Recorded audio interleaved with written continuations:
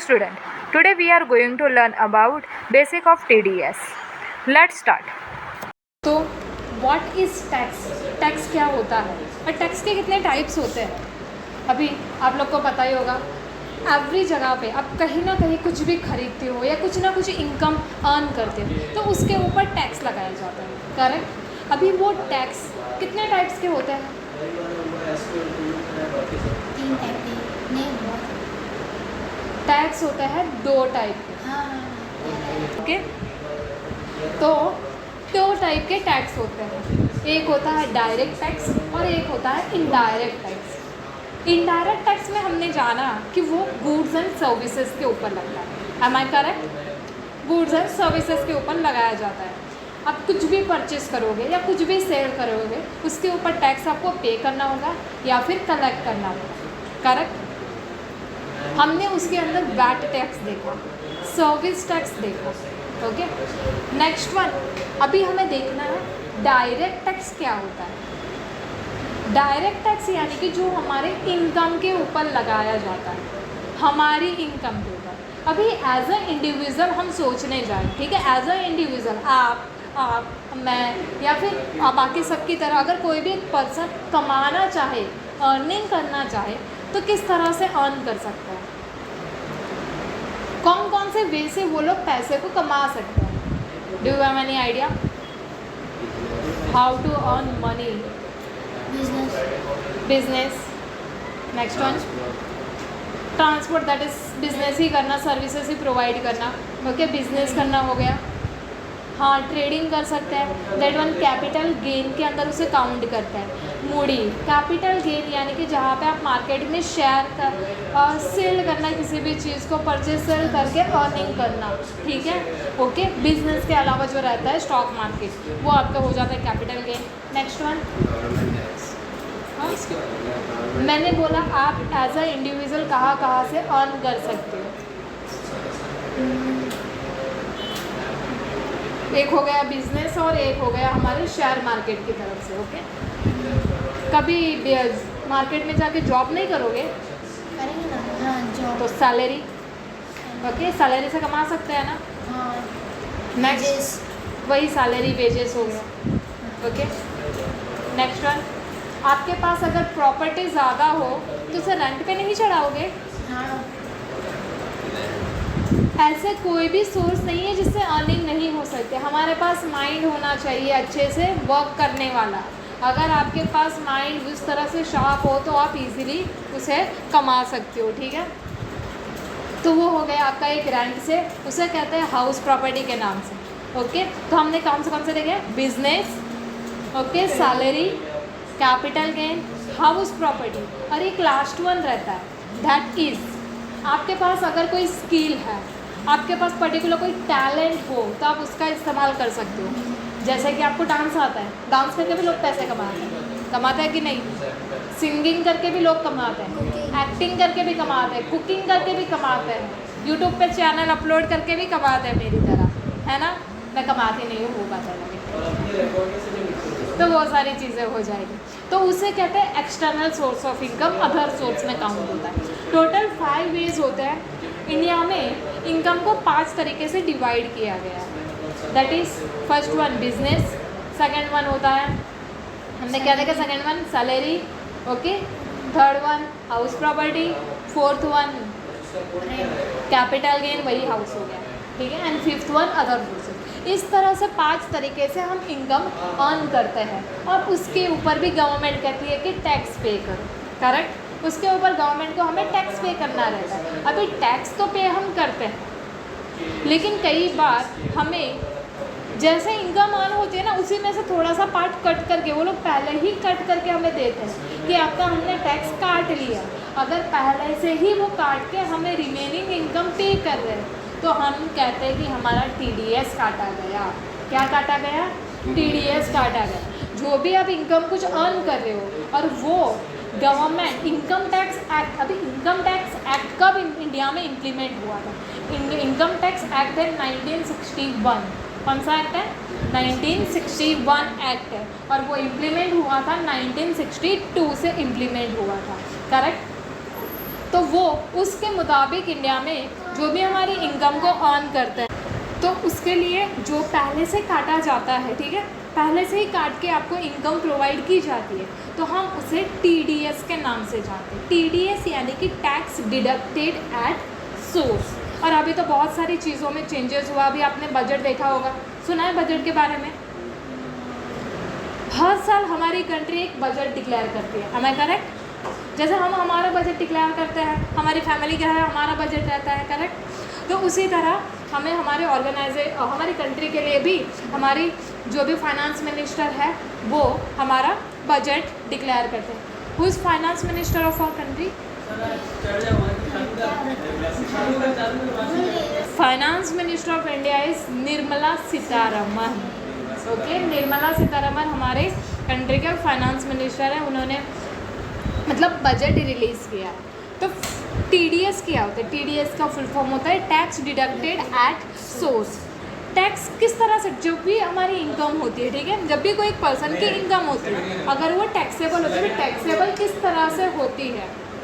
तो कोई भी इनकम जैसे कि उसका अगर क्रॉस हो रहा है, ठीक है, लिमिट को क्रॉस कर रहे हैं, जो भी हमारी इनकम की लिमिट होती है उसे क्रॉस कर रहे हैं इनकम टैक्स के हिसाब से, तो हमें टैक्स लगाया जाता है। तो वही बताया गया है कि इनकम टैक्स के दायरे में आती है उसे पेमेंट करने वाली कंपनी, जो सामने वाले हमें जो पेमेंट करते हैं वो हमारे पेमेंट में से TDS हमें काट के यानी कि टैक्स काट के पेमेंट करते हैं।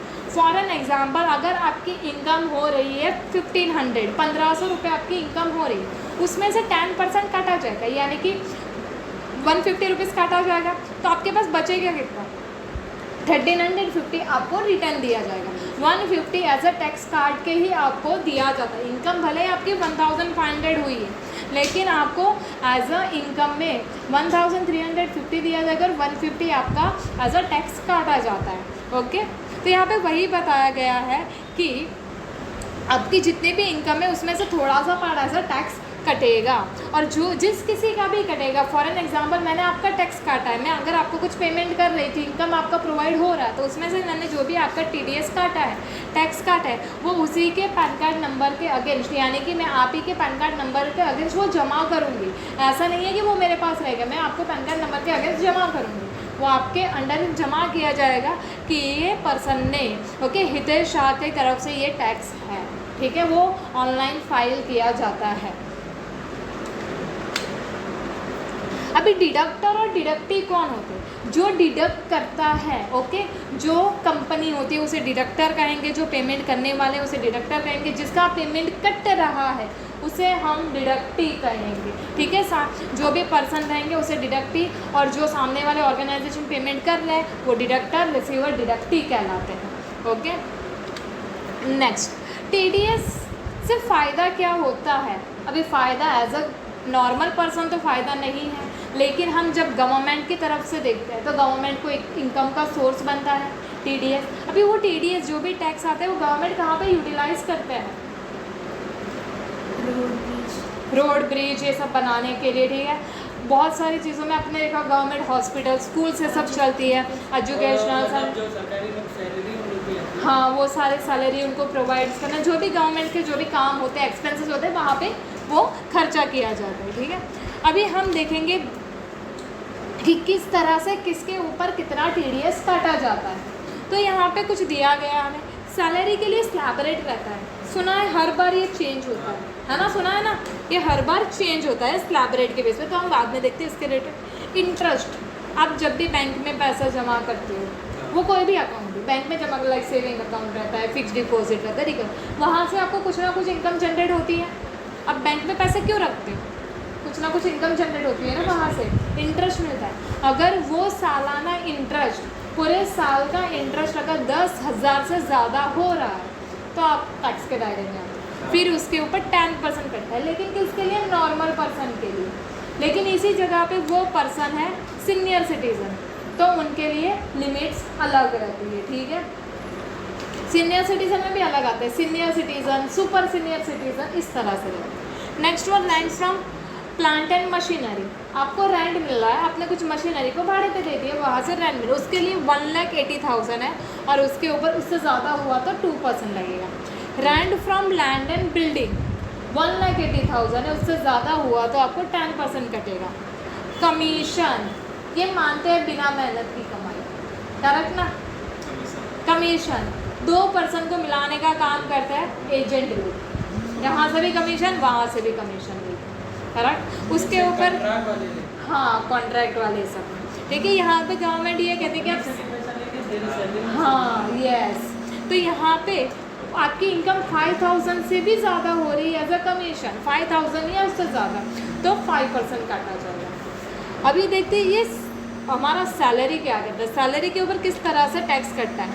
ये न्यू स्लैब रेट आया है फॉर 25-26 में जो भी इनकम अर्न करेंगे उनके लिए है, ठीक है। उनके लिए क्या है, वो नए स्लैब रेट के हिसाब से, और ओल्ड स्लैब रेट भी है और न्यू स्लैब रेट भी है, ओके। ओल्ड रिजिम और न्यू रिजिम दोनों हैं। हम पहले न्यू रिजिम जो अभी डिक्लेयर हुआ है फॉर असिस्टेंट ईयर 2025-26 के लिए है, ठीक है। यहाँ पे स्लैब रेट में क्या है, जिनकी इनकम 3 लाख तक है उनको टैक्स नहीं लगेगा, ठीक है। जिनकी इनकम हो रही है 3 लाख से 7 लाख के बीच में उनको 5% टैक्स लगेगा। बट अगर वो 5% टैक्स हम कैलकुलेट करते हैं और उसके ऊपर 25,000 तक 25,000 तक का आपको टैक्स आ रहा है, 3 लाख के ऊपर कर रहे हैं, अगर वो तो गवर्नमेंट का आदमी है तो तब भी कटेगा उसका? नहीं, गवर्नमेंट के ऑलरेडी वो काट के ही देते हैं, गवर्नमेंट के काट के ही देते हैं, प्राइवेट के लिए काटना पड़ता है, ठीक है। तो उनके लिए 5% हो रहा है, तो 5% अगर ये 25,000 तक आ रहा है तो उनको एक रिबेट दिया जाता है। अभी रिबेट क्या होता है, रिबेट यानी कि normal one type of discount, हम नॉर्मल लैंग्वेज में कह सकते हैं, टैक्सेशन की लैंग्वेज में उसे हम कहेंगे रिबेट दिया जाता है सेक्शन 87A के तहत, कि आपको 25,000 तक माइनस कर दिया जाएगा, आपको 25,000 टैक्स भरने की ज़रूरत नहीं है। ये पहले 12,500 था, 12,500 तक था, उसके बाद 25,000 कर दिया गया, यानी कि 7 लाख तक आपके इनकम हो रही है, ठीक है, और उसके ऊपर आपका टैक्स 25,000 आ रहा है, तो आपको टैक्स भरने की ज़रूरत नहीं है, रिबेट मिल जाएगा, यानी कि ज़ीरो टैक्स आ जाएगा।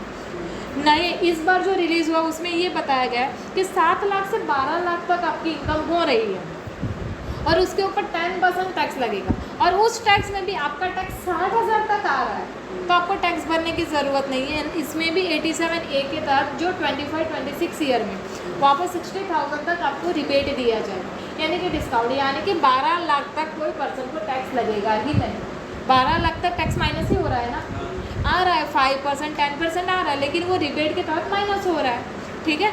रिबेट के अंदर वो माइनस हो रहा है, टैक्स लगेगा ही नहीं, तो उसी का रहेगा। हाँ, वो पर्सन के ऊपर, जैसे कि हम फॉर एन एग्जांपल राज कमा रहा है महीने का 1 लाख, यानी कि साल का कितना हो गया 12 लाख, इसको टैक्स लगेगा ही नहीं। ये टैक्स आएगा कैलकुलेट करके 60,000 25,000 जो भी आएगा माइनस हो जाएगा, लगेगा ही नहीं।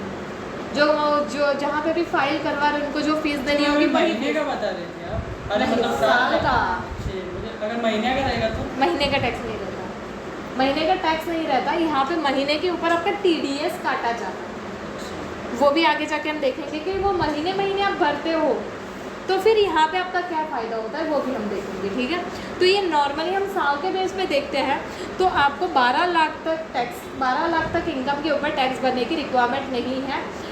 असेसमेंट ईयर 25-26 में, यानी कि जो नेक्स्ट ईयर चालू होगा उसके अंदर जो इनकम अर्न करेंगे उनके लिए, लेकिन जो करंट ईयर में जो 24-25 के लिए है उनके लिए इस 25,000 तक का अवेलेबल है, ठीक है। बस इंडिया में ही रहता इंडिया में, ठीक है, इंडिया का सर 12 लाख से 15 लाख के बीच में होगा 12 लाख to 15 लाख उनके लिए 15%, and more then 15% that is 30%, okay, it's implemented.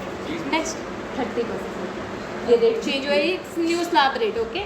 New slab rate मैंने अपडेट किया है, लास्ट मंथ ही अपडेट किया है, ठीक है। Next one old slab rate. जो पुराना स्लैब रेट था वो क्या कहता है, पुराने मतलब जो 5% रिबेट में 25,000 हुआ था उससे भी पुराना रिबेट, ओके, उससे भी पुराने जो ओल्ड रिजिम में माने जाते हैं। ये सारे डिडक्शन हमें न्यू रिजिम में मिलते हैं, ओल्ड रिजिम में रिबेट नहीं दिया जाता है, अदर देन यहाँ पे आपको डिडक्शन प्रोवाइड किया जाता है, यहाँ पे डिडक्शन कम कर दिए गए। न्यू रिजिम में डिडक्शन कम है, जैसे कि मेडिकल ये सब का खर्चा माइनस होता है, ओके। न्यू रिजिम में वो सारी चीज़ों को कम कर दिया गया। बट ओल्ड रिजिम में बहुत सारी चीज़ों का माइनस आपको मिल जाता है।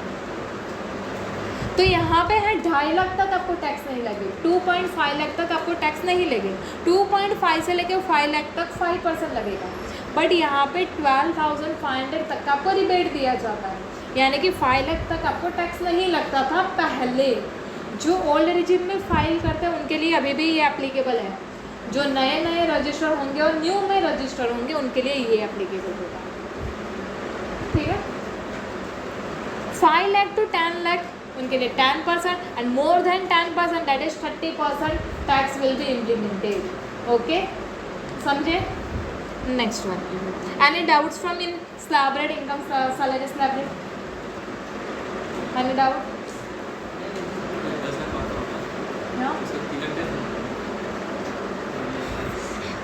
नेक्स्ट वन, अभी यहाँ पे कुछ एग्जांपल्स दिए गए हैं as per old slab rate, okay, old regime के हिसाब से as per old regime some examples are given here. First one is if person have income yearly income annual income is 2,90,000, अगर कोई पर्सन की income 2,90,000 तक है तो उनको कितना टैक्स लगेगा? अब 2,90,000 तक टैक्स आएगा। अब 2,90,000 उसमें से 2.5 लाख तो माइनस हो जाएगा, बचा कितना? 40,000। 40,000 के ऊपर 40,000 के ऊपर 5% कैलकुलेट करें, कितना आएगा? 2,000। ये तो 12,500 से कम है, यानी कि माइनस हो गया, ज़ीरो टैक्स।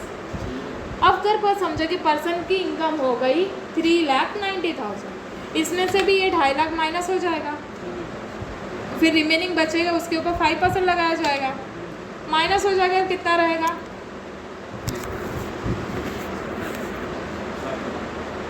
नहीं, इसका बचेगा यहाँ पे 1,40,000, तो 1,40,000 के ऊपर 5% 7,000 आएगा। अभी 7,000 है तो 12,500 से कम है, ठीक है, तो यहाँ पे ये भी माइनस हो जाएगा, ज़ीरो टैक्स। अगर समझो कि person increase their salary, okay, from 3,90,000 तो 490, 3,90,000 से अभी उनकी इनकम हो गई 4,90,000, तो अभी इसमें से भी 2.5 लाख माइनस हो जाएगा, तो बचा कितना? 240 के ऊपर हम कैलकुलेट करेंगे 5%, 12,000 आएगा। 12,000 के ऊपर हम टैक्स कैलकुलेट करेंगे तो वो तो 12,500 से कम है, यानी कि ये भी माइनस हो जाएगा, करेक्ट। अभी पर्सन की सीधी इनकम हो गई 12 लाख, ओल्ड रिजिम में है हम, ठीक है, ओल्ड रिजिम के हिसाब से देखते हैं, तो जो भी टैक्स कैलकुलेट करेंगे इस बेस के ऊपर, तो यहाँ पे उनका टैक्स आ रहा है 1,02,500। अभी गवर्नमेंट ये कहती है आप टैक्स भर रहे हो ना, यहाँ पे टैक्स आ रहा है आपको, तो जो भी टैक्स आ रहा है उसके ऊपर 4% एक्स्ट्रा पे करना है, जो भी टैक्स आ रहा है उसके ऊपर 4% एक्स्ट्रा, यानी कि यहाँ पे 12 लाख के ऊपर 1,02,500 टैक्स आ रहा है, 1,02,500 के ऊपर 4% एक्स्ट्रा पे करना होगा, तो ये यहाँ पे आ जाए, ठीक है, यानी कि गवर्नमेंट का समझा। बट इसी जगह पे हम न्यू रिजिम का देखते थे, यहाँ पे 12 लाख तक के पर्सन को टैक्स नहीं आता, ज़ीरो आता। तो देखो अभी कितना बड़ा चेंजेस हुआ है। यहाँ पे ओल्ड रिजिम के हिसाब से देखें तो 12 लाख के ऊपर मोर देन 1 लाख का उसका टैक्स आ रहा है, अभी 12 लाख तक इसको ज़ीरो टैक्स आएगा। इतना बड़ा चेंजेस हुआ है अभी, ठीक है। बड़े चेंजेस कब से इम्प्लीमेंट होगा? न्यू ईयर जो आएगा 25, 26, उसमें जो भी इनकम अर्न करेंगे उसके जो भी इनकम लगाई जाएगी वहाँ से अर्न होगा, ठीक है। अभी के लिए इम्प्लीमेंट नहीं है वो, हर साल ऐसे बदलता रहता है, हर साल बदलता रहता है, इसकी गारंटी तो नहीं ले सकते। वो जो भी फाइनेंस मिनिस्टर स्टडी करता है, जो भी हमारे बजट के ऊपर उस बेस पर रहता है। बट ये मैं लगातार 2 साल से देख रही हूँ चेंजेस हो रहा है। लास्ट ईयर भी कुछ चेंजेस हुआ था, वहाँ पे हमारे 5 लाख से 7 लाख तक कर दिया था, अभी 7 लाख से 12 लाख कर दिया है, ठीक है। लेकिन उसके अंदर कंडीशन भी चेंज करते हैं कि जो आपको डिडक्शन मिल रहा था, पहले ऐसा था कि ATC के अंदर 1.5 लाख ATC और 80CCC डिडक्शन है, वहाँ पे आपको टोटल 1.5 लाख तक दिया जाता। अभी पता आई डोंट नो, मुझे इतना मैंने स्टडी नहीं किया, तो वहाँ पे चेंज हुआ होगा। पहले एजुकेशनल, अभी भी एजुकेशनल के ऊपर टैक्स नहीं लगता है, अभी एजुकेशनल के ऊपर GST लगता है, ओके, डायरेक्ट टैक्स में नहीं आतेंगे, ओके। वो सारी चीज़ों के अंदर चेंजेस होते रहते हैं। अभी यहाँ पे एक एग्जांपल दिया गया, एक पर्सन ने, एक एग्जांपल है, ये सच में वही परसेंटेज नहीं रहते, ठीक है। एक एग्जांपल लेके चलते हैं कि अगर कोई पर्सन बैंक में डिपॉजिट है, उसके फिक्स डिपॉजिट FD है 10 लाख रुपए की, ठीक है, 10 लाख के ऊपर बैंक प्रोवाइड कर रहा है 10% इंटरेस्ट। 10 लाख के ऊपर 10% इंटरेस्ट कितना आएगा? 1 लाख। ये तो इनकम के हिसाब से ज़्यादा है। यहाँ पे हमने देखा था कि इनकम 10,000 से ज़्यादा होगी तो 10% लगेगा। यहाँ पे तो इसकी इनकम सीधी 1 लाख रुपीज़ हो रही है, तो यहाँ पे वो पर्सन की इनकम 1 लाख हो रही है। अभी 1 लाख तो 10,000 से ज़्यादा ऑफ कोर्स, ओके। तो यहाँ पे उनका 10% TDS कटेगा। जो भी इनकम हो रही उसमें से 10% बैंक वाले आपको काट के ही पेमेंट करेंगे, यानी कि आपके अकाउंट में इंटरेस्ट 1 लाख रुपीज़ नहीं आएगा। कितना आएगा? 10% काटने के बाद 10,000 काटेंगे, यानी कि 90,000 आएगा। तो उनको वो 1 लाख में से 10,000 काट के दिया जाएगा, यानी कि उनके अकाउंट में एज अ इंटरेस्ट उनकी इनकम होगी 90,000, और जो 1 लाख रुपीज़ में से 10,000 कटा है वो TDS जो भी अकाउंट होल्डर होगा उनके अगेंस्ट जमा किया जाएगा, ठीक है। नेक्स्ट, अब जब भी TDS ये सब फाइल करते हो तो आपको प्रूफ, अभी एज अ बैंक समझो कि मैं हूँ, तो मैंने आपका TDS काटा, तो TDS काटने पर मैं आपको क्या प्रूफ दूँगी? आपके पास प्रूफ होना चाहिए ना, आप लोगों के पास प्रूफ होना चाहिए कि आपका TDS कटा, जमा किया हुआ है कि या नहीं। तो वो सारी चीज़ों के लिए आपको एक फॉर्म नंबर 16 और फॉर्म नंबर 16A प्रोवाइड किया जाता है। उसे TDS सर्टिफिकेट के नाम से जानते हैं और वही रहता है। अगर आप सैलरी के थ्रू आपका TDS कट रहा, आपकी सैलरी से कटा है कई बार, और फॉर्म नंबर 16 और 16A जो सैलरी में से काटते हैं, अगर आपका बॉस आपकी सैलरी में से TDS काट रहे तो वो आपको प्रोवाइड करेंगे फॉर्म नंबर 16। अगर सैलरी के अलावा जैसे कि कमीशन, इंटरेस्ट रहा होगा तो फॉर्म नंबर 16A मिलेगा, ठीक है। Thank you so much everyone for watching this video. If you have any doubt, comment on below section.